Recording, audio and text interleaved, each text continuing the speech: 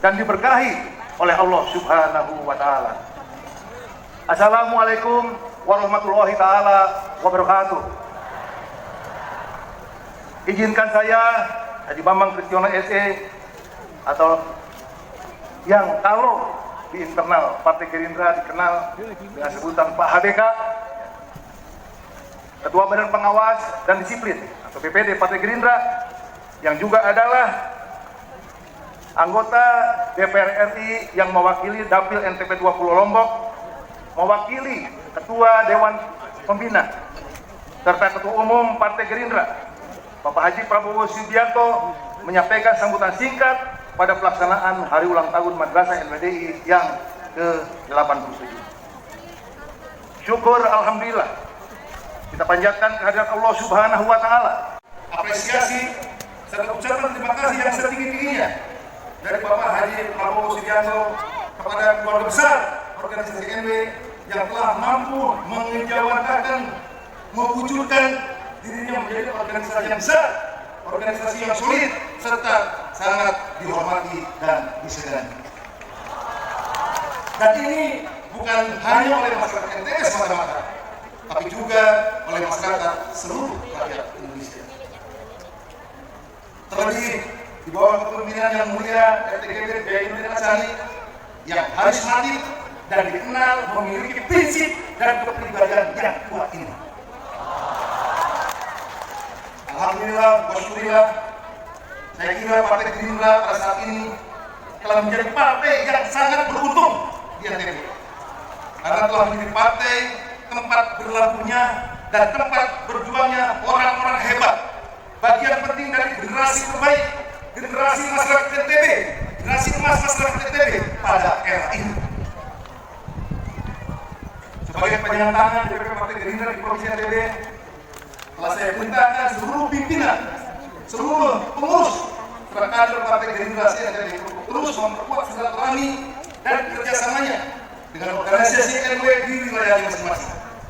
Berpartisipasi aktif dan ikut ambil bagian dalam pengambilan keputusan yang berdampak langsung kepada kehidupan masyarakat NTB ke depan. Kami akan mendukung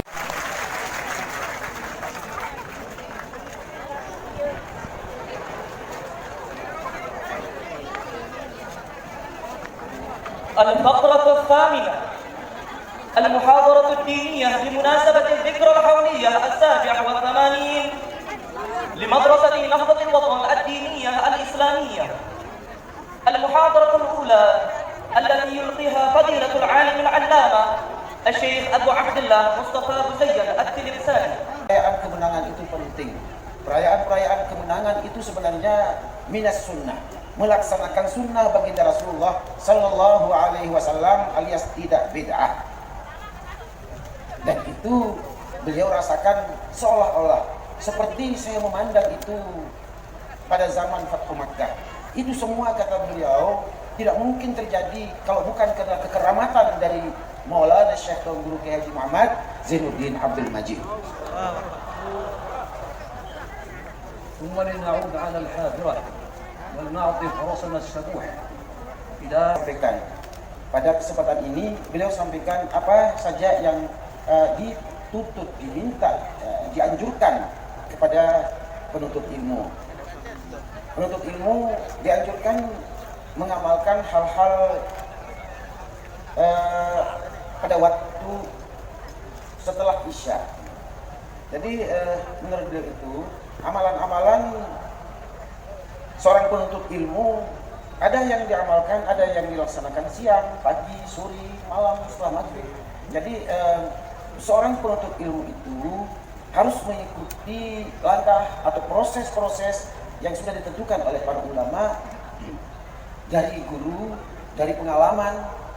Antara lain kata beliau, penting sekali penuntut ilmu itu menjaga waktu setelah sholat Isya, setelah Isya dan seterusnya.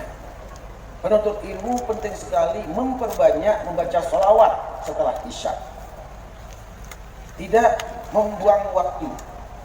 Penuntut ilmu itu adalah orang yang harus sabar, menahan diri, menahan cobaan, menahan rayuan-rayuan setan. rayuan HP, rayuan media sosial. Penuntut ilmu itu harus tegak, harus sabar, harus disiplin. Setiap waktunya harus dikuasai, terutama pada malam hari. Setelah sholat isya, hanya untuk istirahat bagi orang-orang biasa, tidak bagi penuntut ilmu. Penuntut ilmu itu tidak ada waktu selain untuk menuntut ilmu, karena menuntut ilmu itu dari sejak lahir sampai mati. Kalau kita perhatikan, tidak ada jalan tengah, hidup atau mati. Kalau sudah mati tidak boleh menuntut ilmu, tidak bisa menuntut ilmu. Selama belum mati, maka menuntut ilmu itu adalah suatu kewajiban. Umur manusia itu 24 jam dalam satu hari. Yang 24 jam itu dituntut untuk diisi, dimanfaatkan. Kata beliau, penting sekali seorang penuntut ilmu memperbanyak sholawat setelah isya sampai akhir-akhir malam. Menghibur diri. Tujuannya adalah mengharap baginda Rasulullah SAW membantunya, mengilhaminya, mendampinginya dalam penuntut ilmu. Karena ilmu adalah milik Allah. Allah menitipnya melalui baginda Rasulullah SAW. Maka jalur kita menuntut ilmu Allah Subhanahu wa taala melalui baginda Rasulullah SAW. Penting sekali kita mendekatkan diri kepada beliau dengan memperbanyak membaca salawat. Memang memperbanyak baca salawat itu tidak pada waktu tertentu. Kapan saja penuntut ilmu itu dituntut, diminta dan dianjurkan untuk memperbanyak salawat. Tapi pada saat ini pentingnya agar baginda Rasulullah SAW datang dalam mimpi kita. Perbanyak menyebut sesuatu agar sesuatu itu datang dalam mimpi. Kalau bahasa sasaknya akan menjadi simpi-impi. Perbanyak hizib atau wirid-wirid tertentu, bacaan-bacaan tertentu, zikir-zikir tertentu. Karena dengan wirid, dengan zikir itu sebagai pengkuat penuntut ilmu. Karena menuntut ilmu itu memerlukan kekuatan, memerlukan kesabaran. Maka seorang penuntut ilmu akan dibantu, diayungi, diperkuat oleh Allah Subhanahu wa taala dengan memperbanyak zikir. Paham aku? Paham? Nah, jadi penuntut ilmu itu kata beliau harus banyak wirid. Artinya harus ada jatah waktunya untuk berwirid. Belajar iya, menghafal iya, menuntut ilmu iya, tapi harus ada jatah waktunya untuk berzikir, berdoa dengan Allah Subhanahu wa taala. Karena ilmu ini memang milik Allah, maka harus dimohon dan diminta dari Allah Subhanahu wa taala. ثم إنه وبعهد مولانا الشيخ الدين الثاني وكان قد عهد إلي أن أقرض نظاما وقصيدة تنوه بشأن المعاهد والقائمين عليها من رأس الهرم إلى أدوله وهو كبير عندي، فلعلي أن أصودها الآن دفعة واحدة حتى نغتنم الوقت ونترك ترجمة.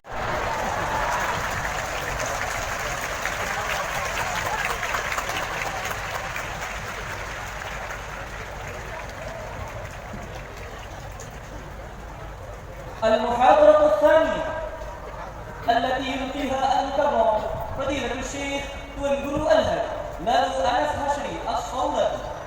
Pengajian kedua disampaikan oleh Al-Mukarram Tuan Guru Haji lalu Anas Hashri Ia As-Sawlati.